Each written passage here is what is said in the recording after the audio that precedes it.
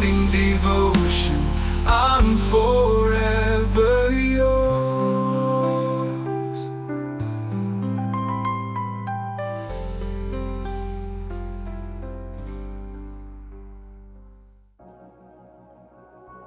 Praise the Lord. Hallelujah. കർത്താവ് നിങ്ങളെ ധാരാളമായി അനുഗ്രഹിക്കട്ടെ. നമ്മള് വിളിയും തെരഞ്ഞെടുപ്പും ഉറപ്പാക്കാനായിട്ട് ദൈവവചനം നമ്മളെ പ്രോത്സാഹിപ്പിക്കും.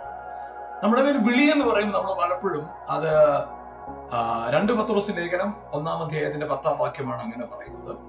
വിളിയും തെരഞ്ഞെടുപ്പും ഉറപ്പാക്കാം. നമ്മൾ വിളിക്കപ്പെട്ടവര്. എന്തിനാ വിളിക്കപ്പെട്ടവര്?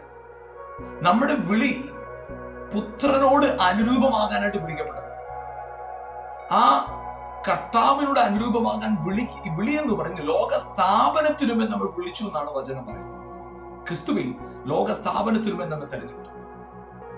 നമ്മുടെ ജീവിതത്തിനകത്ത് മക്കളാകാൻ വിളിക്കപ്പെട്ടവരാ നാം മക്കളാണെന്നുള്ള തിരിച്ചറിവോടെ നിൽക്കുന്നിടത്താണ് അവസ്ഥകൾ മാറുന്നത്. നമ്മുടെ ജീവിതം, നമ്മുടെ ചുറ്റുപാടുകൾ, നമ്മുടെ സംസാരം, പെരുമാറ്റം, ജീവിത രീതി, സ്വഭാവം ഇതെല്ലാം കണ്ടിട്ടല്ല കർത്താവ് നമ്മളെ തെരഞ്ഞെടുത്തു. ലോക സ്ഥാപനത്തിനു മുമ്പേ ക്രിസ്തുവിൽ നമ്മെ തെരഞ്ഞെടുത്തു. നമ്മെ തെരഞ്ഞെടുത്തത് ഏതെങ്കിലും പ്രത്യേക ശുശ്രൂഷകന്മാരാകാനായിട്ടല്ല നമ്മുടെ മേൽ തെരഞ്ഞെടുപ്പ്. എന്നാൽ നമ്മുടെ മേലുള്ള തെരഞ്ഞെടുപ്പ് മക്കളാകാനുള്ള തെരഞ്ഞെടുപ്പ്. അതാണ് പൗലോസ് പറഞ്ഞത്, തന്റെ പുത്രനെ എന്നിൽ വെളിപ്പെടുത്തുവാൻ പ്രസാദിച്ചപ്പോൾ.